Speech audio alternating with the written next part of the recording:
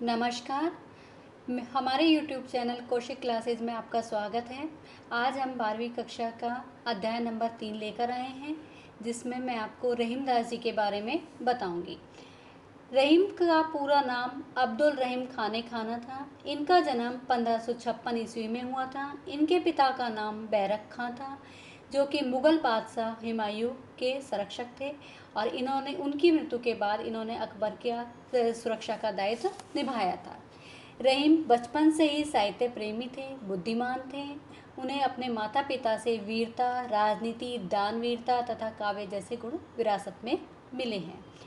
रहीम का व्यक्तित्व बहुत प्रभावशाली था। वे समाजवादी थे, साथ ही वो श्री कृष्ण की भक्ति में लीन रहते थे। उनके प्रति उनकी आस्था ज़्यादा थी। उन्होंने अपने काव्य में रामायण, महाभारत, पुराण, गीता जैसे ग्रंथों को बखूबी से उल्लेख किया है।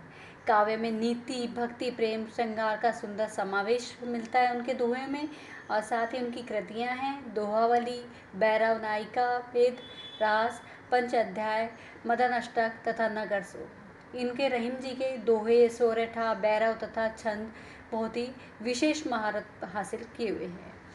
इनकी मृत्यु सन 1626 ईस्वी में हुई थी। तो चलिए अब हम दोहे पढ़ते हैं। इन्होंने अपने दोहों में एक तरह से शिक्षा दी है और गरीबों के प्रति उनकी बातों को बताया, किस तरह से ईश्वर के प्रति आस्था रखनी चाहिए। साथ ही बड़े और छोटे के भेद को भी उन्होंने बताया कि इसमें भेदभाव नहीं करना चाहिए और दूसरों के सामने अपनी व्यथा को प्रकट नहीं करना चाहिए। तो चलिए दोहे पढ़ते हैं हम। रहीमन देखी बड़ेन को, लघु न दीजिए डार, जहाँ काम आवे सुई, कहाँ करे तलवारी।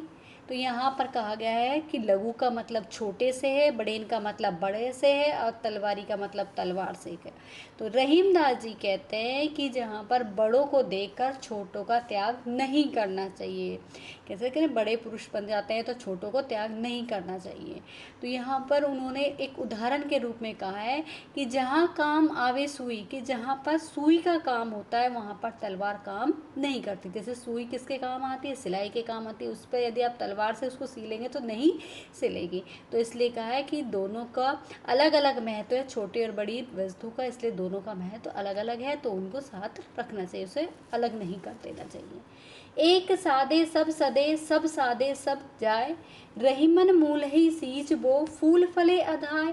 यहाँ पर रहीम दास जी कहते हैं कि सादे का मतलब साधना से है, और मूलई का मतलब जड़ से है, सींचबो का मतलब सींचने से है, और अधाय का मतलब तृप्त होने से। उनका कहना है कि आप एक की साधना करते हैं, अर्थात एक देव की भक्ति करते हैं, एक ईश्वर की भक्ति करते हैं, तो आपके सारे कार्य सफल होते चले जाते हैं। और यदि आप अनेक चीज़ों को लेकर बैठेंगे, आडंबर करेंगे, तो वो आपका साध्य नहीं होगा, आपकी साधना विफल हो जाएगी। तो उन्होंने एक उदाहरण दिया, जैसे कि पेड़, मूलई का मतलब होता है जड़, कि पेड़ की जड़ को जब सींचा जाता है, पेड़ पर पूरे पानी डालोगे तो कोई व्यर्थ है, बेकार है, और उसकी जड़ में यदि आप पानी डालते हैं तो उससे क्या करता है, वृक्ष कैसा होता है, पेड़ क्या होता है, फल फूलने लगता है, और उसमें फूल आते हैं और फल आते हैं, और वो सारे आपकी इच्छा की पूर्ति करते हैं। तो यहीं पर उन्होंने कहा है कि एक को यदि एक ईश्वर का ध्यान करेंगे और सच्चे मन से ईश्वर को करेंगे, या सच्चे पुरुष के बारे में आप अच्छे ज्ञान को रखेंगे, तो वो आपका सफल होता चला जाएगा। कदली सीप भुजंग मुख स्वाति, एक गुण तीन, जैसी संगति बैठ ये, तेसो ही फल दीन। यहाँ पर उन्होंने कहना चाह रहे हैं, कदली का फल उन्होंने केले से दिया, सीप का मतलब सीपी से दिया है, भुजंग का मतलब सर्प से दिया है, और स्वाति का एक नक्षत्र होता है जिसमें कि आपका कि एक समय का है, एक समय काल होता है। तो उसमें उन्होंने कहा है कि कवि रहीम कहते हैं कि केला, सीपी और सर्प, ये तीनों के मुख पे यदि स्वाति के समय जो बारिश बरसता हुआ जल होता है, उसकी बूंद यदि चली जाती है, तो तीनों के अलग अलग गुण होते हैं। उनका कहने का तात्पर्य है कि जब जल, वो स्वाति या नक्षत्र का जो जल गिरता है, उस समय का जो जल गिरता है, उसकी एक बूंद यदि केले पर गिरती है तो वो कपूर बन जाती है, सीपी पर गिरती है तो वो मोती बन जाती है, और सर्प पे गिरती है तो वो विष बन जाता है। तो यहाँ कहने का तात्पर्य है कि जैसी संगति बैठियो तेसो ही फल दीन, कि आप जिस संगति में बैठेंगे आपको वैसा ही फल मिलेगा। अर्थात कि आप बुरी संगति में रहेंगे तो आपको बुरा फल मिलेगा, बुरे लोगों के साथ बैठेंगे तो बुरी संगति ही आती चली जाएगी, और अच्छी संगति में बैठेंगे, अच्छे लोगों के साथ बैठेंगे, सज्जन पुरुष के साथ बैठेंगे तो अच्छी संगति आएगी। काज परे कछु और है, का सरे कछु और, रहीमन भौरी के भय नदी सिरावत मोर।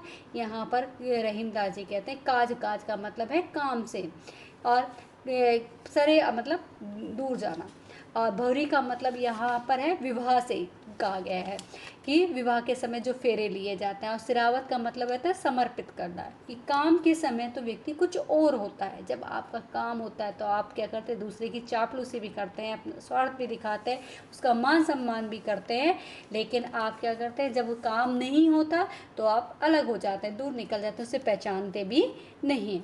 तो यहाँ पर उन्होंने उदाहरण दिया रहीमदास जी ने, जैसे कि विवाह, बहुरी के भाई मतलब विवाह पे जब फेरे लिए जाते हैं तो उस समय क्या है कि दूल्हा और दुल्हन को सेहरा बांधा जाता है, मोर बांधा जाता है, तो वो जब तक तो काम आता है, लेकिन जैसे ही विवाह समाप्त होता है, फेरे खत्म होते हैं, तो उसको क्या कर दिया जाता है, मोर या सेहरे को उसमें नदी में सिरावत मतलब समर्पित कर दिया जाता है।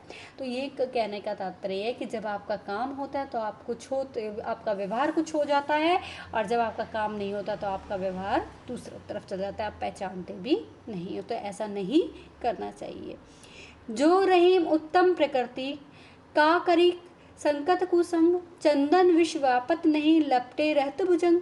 यहाँ पर रहीमदास जी कहते हैं प्रकृति का मतलब उन्होंने स्वभाव से दिया, और भुजंग का मतलब सर्प से दिया गया है कि, और चंदन का मतलब आप जानते हैं चंदन पेड़ के लिए कहा गया। कि रहीम कहते हैं कि जो उत्तम प्रकृति के होते हैं, अच्छे व्यक्ति होते हैं, सज्जन व्यक्ति होते हैं, उन पर बुरी संगति का असर नहीं होता। और इन्होंने उदाहरण जैसे दिया है कि जिस तरह से चंदन का जो पेड़ है उस पर चारों तरफ सांप लिपटे हुए होते हैं और उन पर सांप के जहर का असर नहीं होता, और वैसे ही वो शुद्ध माना जाता है, उसी तरह से जो सज्जन व्यक्ति है उन पर भी बुरी संगति का असर नहीं होता है। रूठे सुजन मनाइए जो रूठे सो बार, रहीमन फिरी फिरी पोइए टूटे मुक्ताहार। तो यहाँ पर रहीमदास जी कहते हैं सुजन का मतलब अच्छे व्यक्तियों से, सज्जन व्यक्तियों से कहा गया है, फिरी फिरी मतलब बार बार में, पोइए मतलब पोना, और मुक्ताहार मतलब मोतियों के हार के लिए कहा गया कि कवि रहीमदास जी कहते हैं कि जो रूठ जाते हैं, अच्छे व्यक्ति, जो सज्जन व्यक्ति, जो आपका हित चाहते हैं, वो यदि व्यक्ति रूठ जाता है तो उसे बार बार में आप मना लीजिए, चाहे आपको 100 बार मनाना पड़े तो वो 100 बार भी आप उसे मनाइए। जिस प्रकार से एक मोती की माला है वो टूट जाती है तो आप उन मोतियों को पोकर फिर वापस बना लेते हैं, उसी प्रकार से आप भी अपने अच्छे व्यक्ति और अच्छे सज्जन व्यक्तियों को मना लीजिए। तरुवर फल नहीं खात है, सरबर पिए न पान, कहे रहीम पर काज हित संपत्ति सजई सुजान। यहाँ तरुवर का मतलब है अच्छे वृक्ष से, और सरबर का मतलब है सरोवर से, और या तालाब से कह सकते हैं। पान का मतलब है पानी से, और काज का मतलब है काम से, हित का, और दूसरों की भलाई के लिए। काज हित का मतलब पूरा अगर आप लेंगे तो दूसरों की भलाई के लिए। तो यहाँ पर कहा गया है कि कवि रहीम जी कहते हैं कि जो तरुवर मतलब पेड़ कभी अपना फल नहीं खाता है, और तालाब कभी भी अपना पानी नहीं पीता, वो दूसरों को ही देता है। तो यहाँ पर उन्होंने कहा कि जो सज्जन व्यक्ति होते हैं, परहित काज मतलब दूसरों की भलाई के लिए, कि जो सज्जन व्यक्ति होते हैं वो संचय करते हैं, मतलब धन दौलत का जो इकट्ठा करते हैं, एकत्रित करते हैं दूसरों को देने के लिए, दान देने के लिए, वो उनकी भलाई का कार्य करते हैं, तो वो उसी के लिए धन का संग्रह करते हैं और किसी के लिए नहीं करते, स्वयं के लिए नहीं करते हैं। तो यहाँ उन्होंने कहा कि दूसरों के हित की सोचनी चाहिए। थोते पातर कवार के जो रहीम घरात, धनी पुरुष निर्धन भये करी पाचली का बात। कि यहाँ पर उन्होंने कहा थोते मतलब कि जो बसते रहते हैं, बादर का मतलब होता है बादलों से, क्वार का मतलब होता है कार्तिक मास में, घरात का मतलब होता है गरजने से, और पाचली का मतलब होता है पिछली। कि जो रहीमदास जी कह रहे हैं कि जो कुआर मतलब कार्तिक के महीने में जो जल रहित बादल आते हैं जिनमें जल नहीं होता, वो सिर्फ गरज कर ही चले जाते हैं, आवाज़ करते हैं ना तेज तेज, तो गरजते ही चले जाते हैं, बरसते नहीं है। उसी प्रकार से जो धनी व्यक्ति होता है, धनवान व्यक्ति होता है, जब वो निर्धन हो जाता है, गरीब हो जाता है, तो वो अपनी पिछली बातों को बढ़ा चढ़ा कर बताता है और उनके किस्से सुनाता है और अपनी प्रशंसा को लेना चाहता है, प्रशंसा करवाना चाहता है। तो ये सही नहीं है। रहीमन असुआ नैन ढरी जिए दुख प्रकट करिए, जाही निकारो गेह ते कंस न भेद कही दे। तो यहाँ पर रहीमदास जी ने असुआ का मतलब आंसू से कहा है, नैन का मतलब नेत्रों से कहा है, डरी का मतलब गिरने से कहा है, और जिए मतलब मन के लिए कहा गया, निकारो मतलब निकलना। कि यहाँ पर रहीमदास जी कहते हैं कि जो आंसू है वो नेत्रों से निकलते हैं तो वो हृदय के दुख को प्रकट कर देते हैं, आपके के दुख को प्रकट कर देते हैं।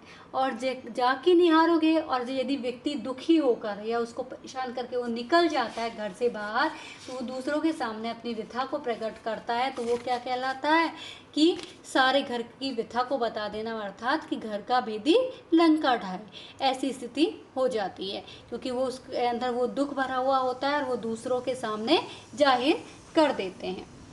रहीमन निज मन की बिथा मन ही राखियो गोय, सुनी अटखेली लोग सब बाटे नहीं को ले कोई। यहाँ रहीमदास जी कहते हैं कि अपनी मन की जो व्यथा है वो अपने पास ही रखनी चाहिए। व्यथा का मतलब है दुख को कहा गया है, न गोय का मतलब होता है छिपा कर रखना, निज का मतलब होता है अपना, अटखेली का मतलब है हंसी मजाक उड़ाना। तो रहीमदास जी कहते हैं कि अपने जो मन की व्यथा है, अपने मन का जो दुख है वो अपने पास ही रख लेना चाहिए, दूसरों के सामने जाहिर नहीं करना चाहिए। क्योंकि सुनी अटखेली कि लोग सुनते तो हैं आपकी, सुनते हैं और आपके जाने के बाद आपके पीछे से उसकी मजाक उड़ाते हैं और बांटे लेना कोई, और उसकी जो आपका दुख है उसको बांटने की कोशिश नहीं करते, उसको दूर करने की कोशिश नहीं करते, उसका समाधान नहीं निकालते। इसीलिए कहा गया है कि जो भी आपके दुख है, आपकी जो कि मन की व्यथा है, उसको अपने अंदर ही रखना चाहिए। दीनन सबको लखत है दीने लखे न कोई, जो रहीम दीन ही लखे दीन बंधु सम होय। यहाँ लखे का मतलब है देख, और दीन का मतलब गरीब से कहा गया है, और दीन बंधु का मतलब ईश्वर से कहा गया है। तो ये कि यहाँ पर कह रहे हैं कि जो दीन लोग होते हैं, गरीब लोग होते हैं, वो कुछ पाने की चाहत के लिए सबकी ओर देखते चले जाते हैं, परंतु दीने लखे ना कोई, परंतु गरीब लोगों की तरफ कोई देखता नहीं है। जो रहीम दीन ही लगे, कि रहीमदास जी कहते हैं जो दीन दुखियों की सहायता करते हैं उनको ईश्वर का सम्मान मिलता है, ईश्वर के उनका सम्मान करते हैं, साथ ही उनका अपना आसरा देते हैं उन्हें। तो ये बात उन्होंने कही है। शेष भाग मैं आपको अगली वीडियो में पढ़ाऊंगी। अभी तक के लिए इतना ही, बने रहिए हमारे साथ। धन्यवाद।